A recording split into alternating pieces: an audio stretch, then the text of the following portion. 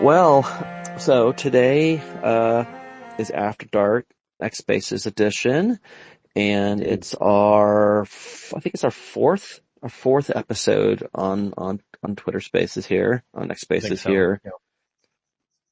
And today's gonna be a little different than the last Spaces. The topic we're gonna be going over in depth and probably in some unique perspectives that most people may not have even considered, and maybe they have, but at least I, Corey, have not considered and have experienced until recent.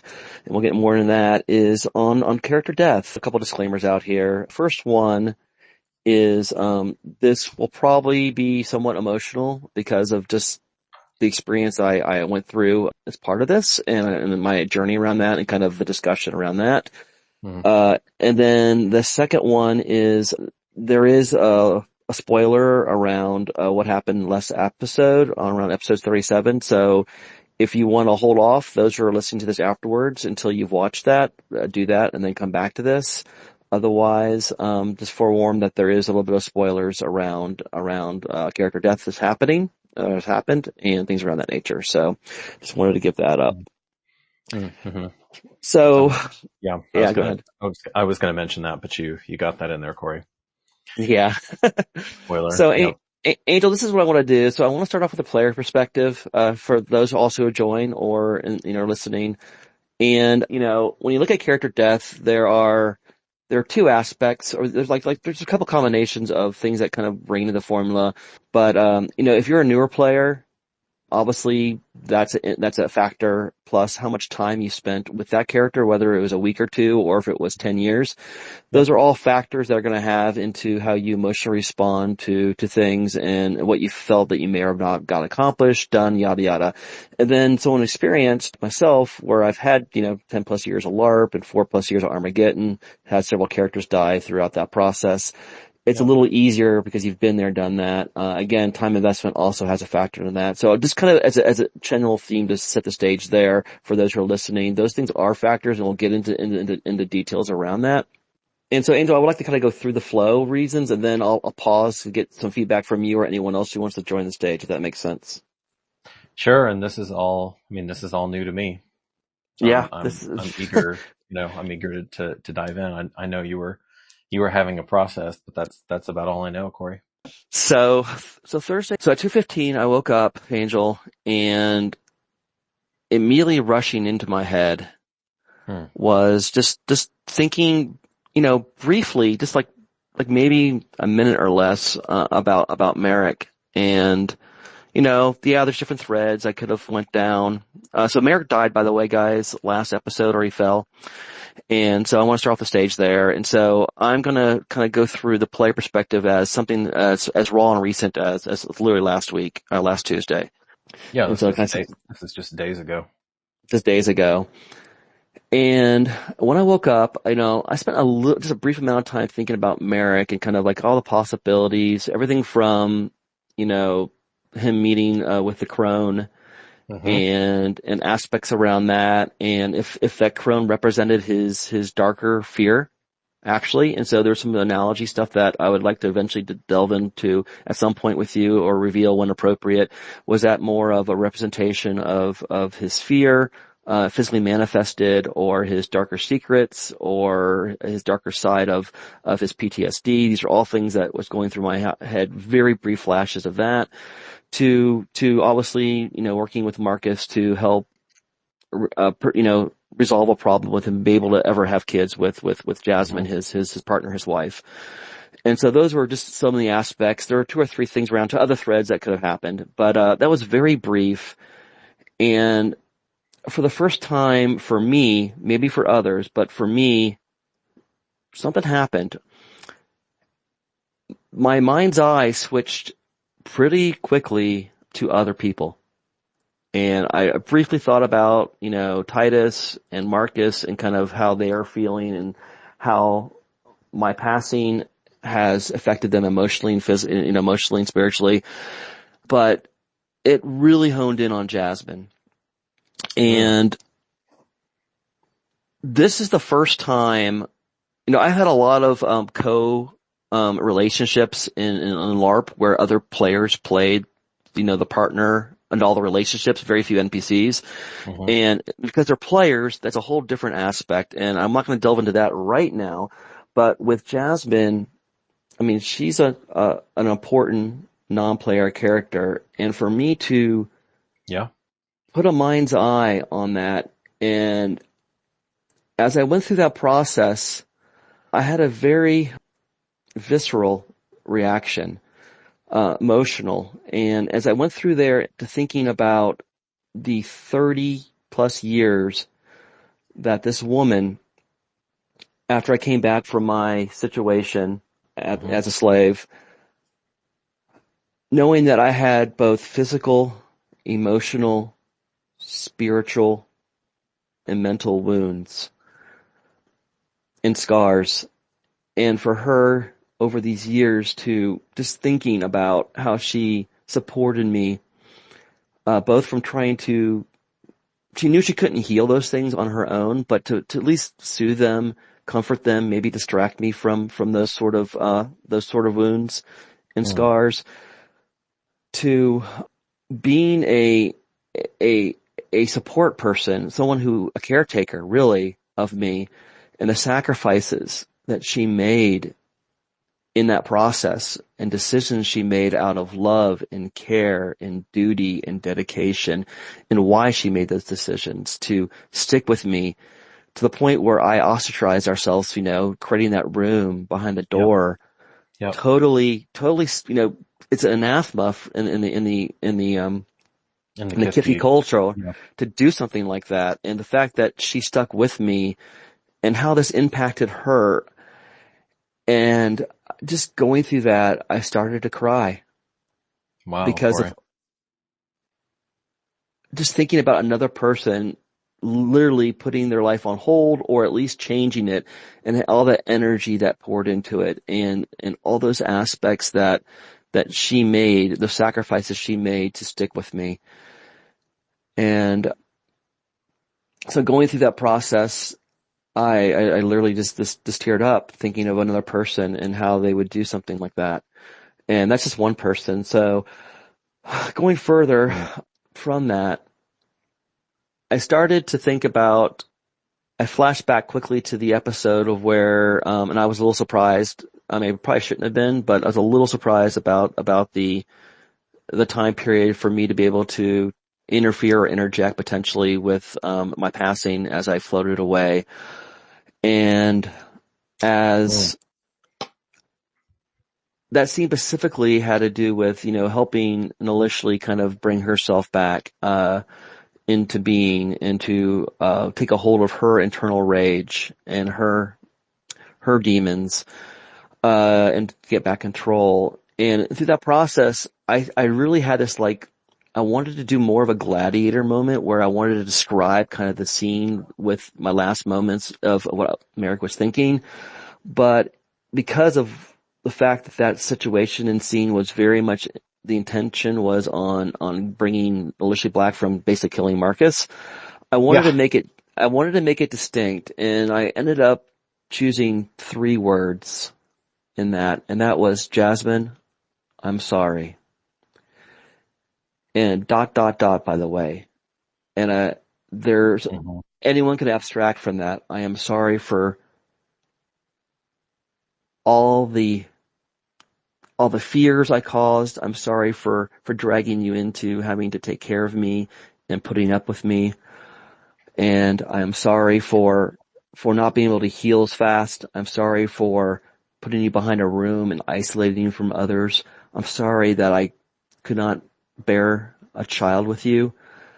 And so I can go on and on and on, with all these sorries, but you get the point that Mm. that those 3 words, that's what that meant as the last words to his wife, and the biggest one is, he was sorry that he could not honor his commitment. He promised that he would return, and due to circumstances not in his control, he cannot keep that promise, at least not in the physical form. And that Yeah. really hurt him. And so through that process, Angel, I felt the melting away of the spiritual, emotional chains that were on Merrick. Uh, I also felt it melt away for Jasmine as well, because in that process of those chains falling down, he was free and she was free, and he knew that by him not no longer being a burden to her in this specific journey, that she could move on, that she could live a better life, that her time and dedication and energy could be spent for other things than trying to keep him afloat. And that is kind of what made him smile at the end, that he knew that this would be better for her and potentially other people who cared. So when you have people that care for you and love Ooh, you and dedicate this time to you, that is a burden on the person being cared for. And I'm gonna get a little bit more of that in the next two acts actually, but I'm gonna pause there and kind of get your feedback and anyone else who wants to discuss this. I'm not sure if anyone else is in the room here. Let me check. Nope. But kind of get some of your thoughts on just that process of thinking about the other people involved and not the character. I spent very little time on Merrick himself. on Merrick himself. Yeah. I'll try to keep myself reasonably, on task here, because I know you still have um, two more, legs of the journey that you want to relay. Um, well, first off, Corey, thank you for expressing that. I mean, that's really deep what you're talking about. Um, it, it you're speaking to why we game in the first place, at least why I do and why you do, and anyone who's like seriously invested in these characters, right? Um, you know, we always hope. I mean, my hope is always that these stories allow us to have insights and experiences, um, and even reach emotional states that we just wouldn't otherwise. Um, and if you're really true to the character, um, and I feel like you had fun. I feel like I mean, this is true of many of these characters, that you had really found Merrick's voice, like, narratively on the island.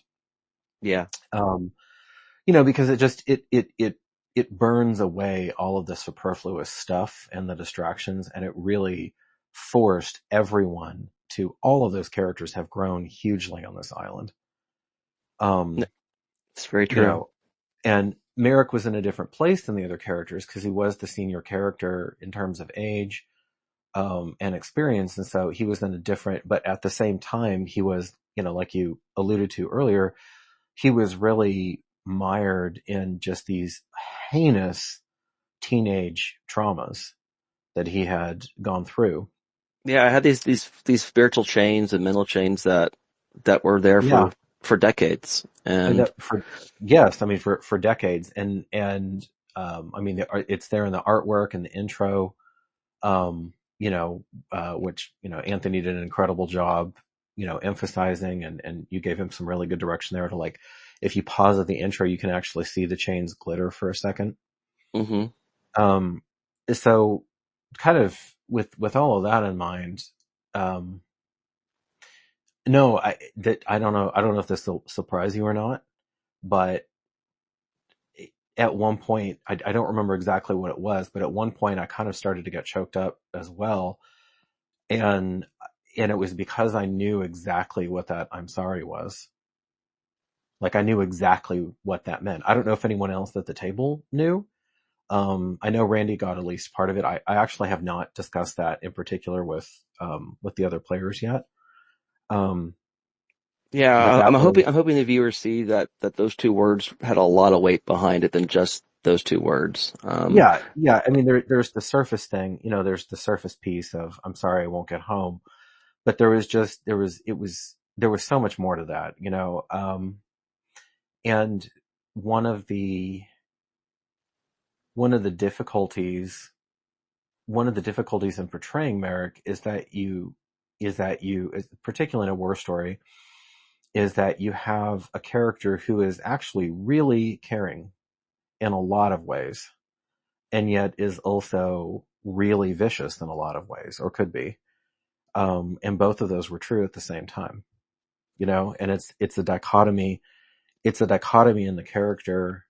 I think it made for some very interesting character moments, you know. It, Um, it did, and yeah. that statement, by the way, just hold on that. I want to come back to that a little bit on Act Three on kind Okay. of. Okay. Then I yeah, mean, yeah, I'll put a pin in that, and probably there's and I want, because I want to keep this focused on your experience, but it is germane here that, like, anytime that a character dies, so like a good writer, there's a school of thought, and I'm largely that, like, when you're writing something, and this is not scripted. I mean, so I'm not quote unquote writing it. I'm writing plot, I'm making NPCs, but like, it's not written in the traditional sense when we use that word. It's not plotted, I guess I should say. And it's certainly not storyboarded. no, Uh, not at all. any time that a character dies, the school of thought, reminds you that every their death has to have more narrative weight than every story that you could possibly have told with them, because it's the end of all of their stories. Um, I have a somewhat different view, but that's always in my mind with it. And there's kind of the bittersweet. It's always bittersweet. And I actually, Randy put it this way. He said, if Merrick was going to die, like, not only did he go out on a high note, it was like the absolute best. You were doing everything right, not just tactically, but like, it was as good of a send off as you could possibly get for that character. I Which, agreed. I mean, like, I can't think of another. And I was like, and just to disabuse anybody, like, that, Marcus was going to be dead the next turn unless something happened. I mean, that was like, and it's not, even though y'all had spent the fate point and all this, like, if you had fumbled around with what you said and were not effective, it wasn't going to be effective. I mean, she's on Yeah, blood rage. We both yeah, play vampire. She's a freaking frenzy. So it's like, you have to have the equivalent. It's like, you literally said basically the only thing that you could have said. And so it was, the whole thing was like, it, it definitely felt, I don't know if heroic is the right word, but it was like damn fitting for the character, if that was the way, as opposed to, like, if the shadows had gotten you and eaten you, I, when you went off by yourself, like, well, you know, I think it almost, Angel, like if he didn't have all, like he was almost like temporary not scarred, and he was acting at his full potential yes, without at those full, scars there. that actually, you probably put your finger on it. That's it. That's it. Like, he died fully himself, instead of a maimed version where, Sextus Minor had some hold on him. I mean, and that was really the beauty of it. Yeah, At the same time, it makes it just, again, like, really poignant and quite bittersweet, because you do see a glimpse of what that character could have been and may have achieved. We'll never know, because you have to go through the demons and you have to deal with the beast and all of these things. hmm, But no, it, it was really beautiful. It was really beautiful in a severe sort of way. And the last thing I'll say from just a GM perspective is that you can tell people, you've played with me before, Randy's played with me before. Um, and that's at that table, and that's really it. Oh, hmm. well, Toby too, because Toby's there as well. But, um, because I still think of Anika He's at the new. table Yeah, sometimes. Yeah. Yeah. But Toby's new. Toby's new as a player. Toby's new. As a player character, especially. So excluding him, like, you and Randy are really the two who know that I mean business. So I can tell the others that, this is a war story, and none of these characters have plot armor. Any of these characters can die basically at any time, until I'm blue in the face and it doesn't have the impact. But it's shocking when, and I know you took me seriously, and Randy sure took me seriously, but, like, it's really shocking when it happens the first time. hmm, Um, Especially, we don't have time to go into it, but, like, especially because we're in the era of the protagonist. And it's like, that just doesn't happen. And I looked up, I looked up character deaths, cause I wanted to make sure, there've been a couple on Critical Role, but it turns out, at least the ones that I found, like they find Hedges away and they basically get resurrected at the end. Like, I don't know, like I didn't finish campaign 2, so I don't want to speak, out of turn, but, whereas like in this campaign, it's final. These characters, Well, it's final. But anyway, so Randy even thought maybe that I mean, he told me, I thought maybe the fate point would not prevent you from dying, but maybe somehow bring you back through a resurrection. And I'm like, I wasn't oh thinking no, that at all. No, no, that no, no, was, no, if no. anything, the fate point was able to pull my spirit long enough to hold on to be able to do something like I did. And, That was absolutely part of it. There's one more. I don't think this is. I'll just say that the consequences of spending those fate points at that time they're not fully. You'll see them soon. realized, yeah. They're not yet fully realized because this stuff takes time. So all right, I'll turn it back over to you. But those are some thoughts anyway. Yeah, well, thank you for that. Yeah. Oh, absolutely. I mean, well earned, well deserved. So, I spent maybe, I don't know, I really don't know, it was 10, 15 minutes. I mean, a good chunk of time thinking about all of that and just literally crying in my bed, looking at this from the supporting, actor or actress position here or the partner position. And that was new to me.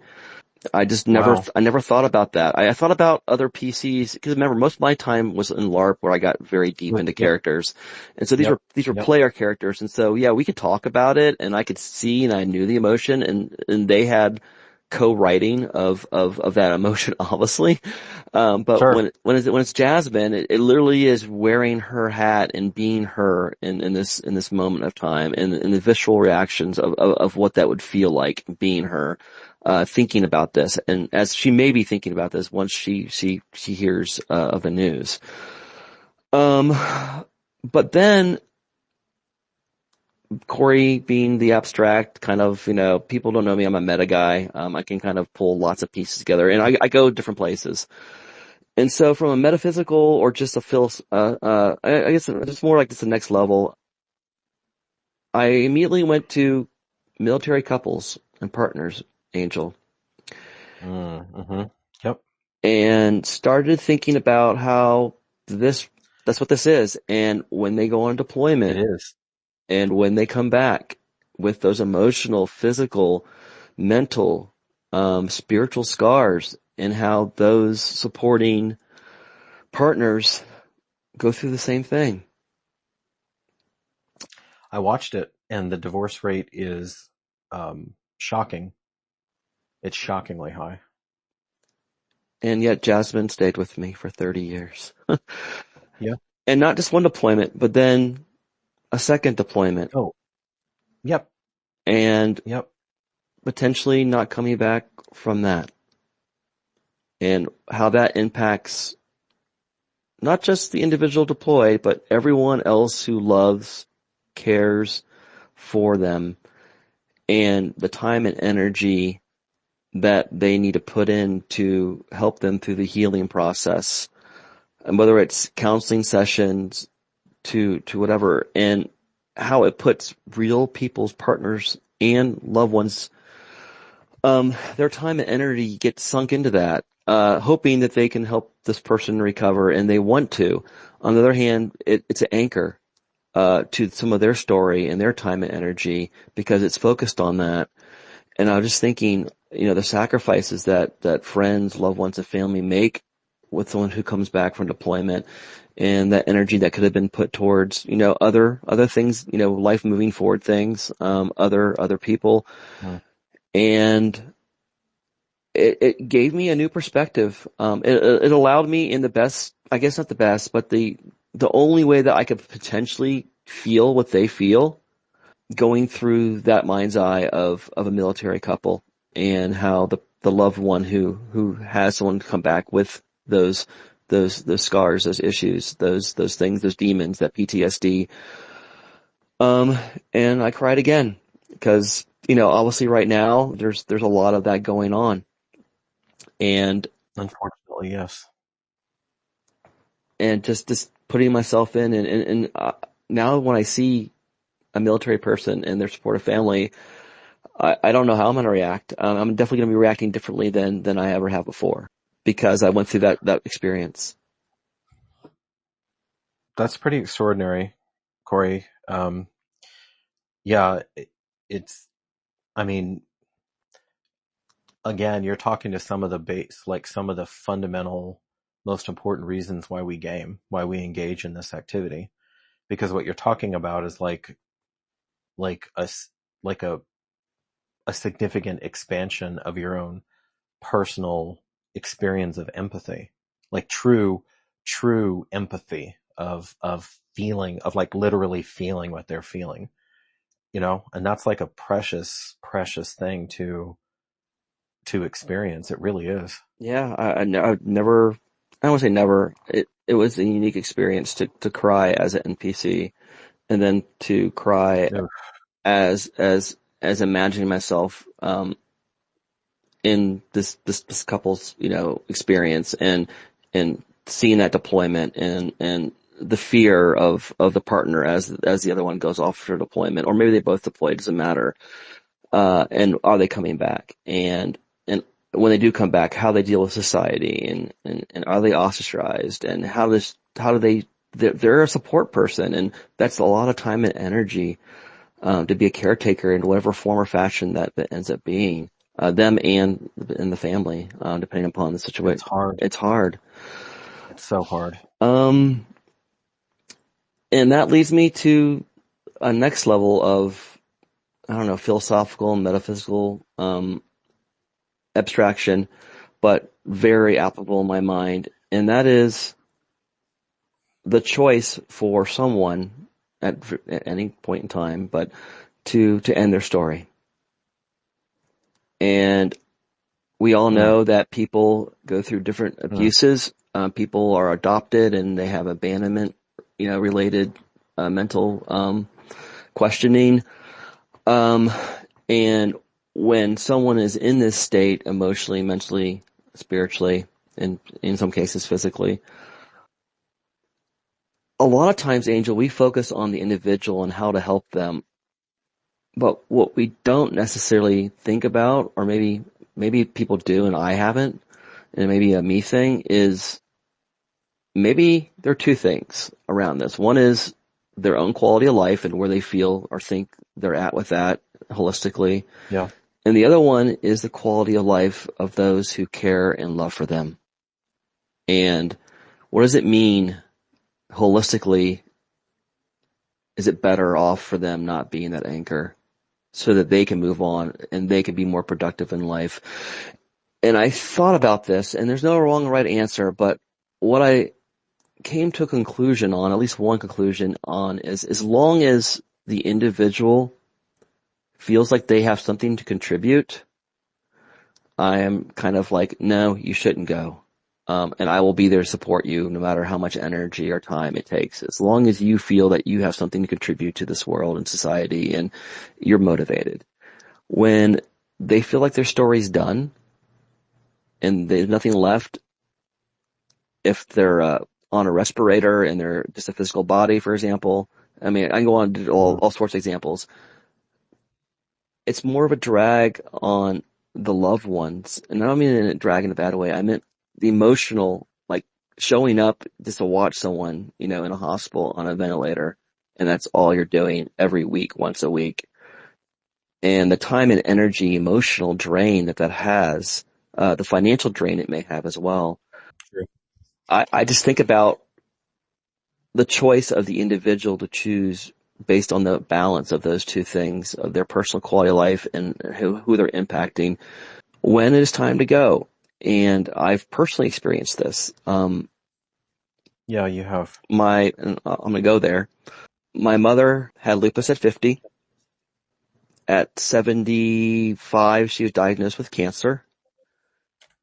And since 50, she was dealing with levels of pain all her entire life, every day, sometimes worse, sometimes more, medicine, non-medicine. Um, Getting back to that point you made earlier, my mom gave most of her life, and at 50 she decided her and Sandy, she would definitely do things more for herself because of just reasons of I was talking to Tatiana about this, how women start off giving all the time and sometimes taken advantage of, and then later on they learn to do things for oneself a bit. And men are the opposite, where they're a lot of times, at least I'll put men in quotes, by the way. They're more Yeah. It's a towards typical masculine, right? protection, making sure what's not in it for me per se all the time, but less this outright giving and sacrificing as much.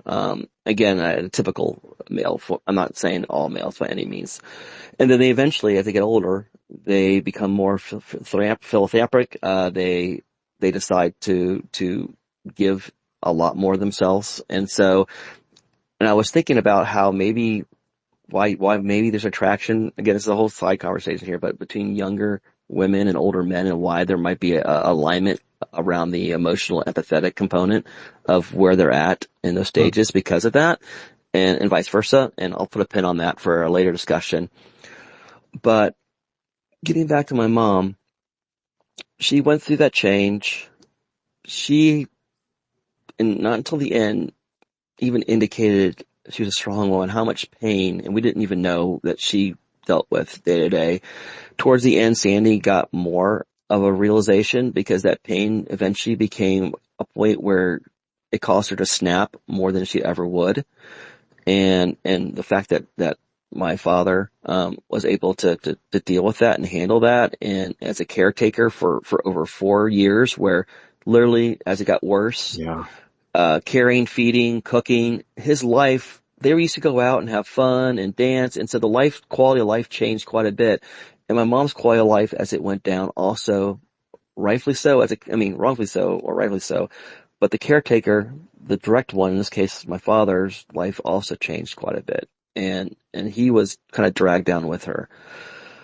Um, and there became a point in time when my mom sat all of us down and said she had a wonderful life.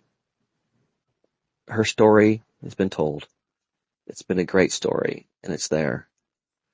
But she personally could not see herself going on longer because of what it was doing to the family. The time, the energy, the emotional, and specifically Sandy, who was there day to day. And so, she made a choice, and it was all prepared, and it actually was very lovely because we had time to talk to her and get her wisdom. It wasn't sudden. But she had nothing left to contribute. She was done. She contributed all that she needed.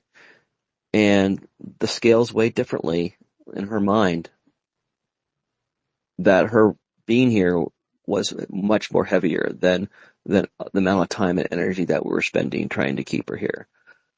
And we all we all heard that, and we all gave her a blessing, some less easier than others. And she's moved on. And I guess to cap us off, uh, Thursday, um, was October 24th, the day my mom was born. Wow, Corey. So she might have even been there with me in some form or fashion. Merrick's story did make Corey a better human. And the Wow. themes, and the themes of the human Donald spirit and Yeah. sacrifice have shown in glowing colors my mind in this journey. And while the story was short, it was impactful. And Angel, I'm trying to think if there was a more, because of this experience, a more impacting character on my real life. Oof. I mean, I've learned skills and techniques and all that. And so Of course. maybe, Yeah. but emotionally, empathetically, and understanding, um, what couples that are in the military are going through, for example, and then even the questioning of choice of when to leave or stay in this material world. all got enhanced. So I just want to say, thank you for that. That, that, Oh, you're so welcome, Corey. You're so welcome, hon. that, that journey is a way that someone could handle the character and the passing of one. All the good that's come out of this, all the understanding, the enlightenment, and the questioning and the thought process at these different levels. And, um, yeah, so this is the first for me. As I said, I've had character deaths before. Thought about, all the things that the character could have done and would have done in conversations, but not, not to the second and third level and the impact this had and how indirectly, I didn't even think about this until I got there, tied directly back to myself, my mother, and kind of the decisions on when people decide it's more important that they move on than to stay. God, there's so much. I mean, that first off, thank you very much for um, allowing yourself to be vulnerable and for sharing all of that. Um, it's not easy. It really isn't.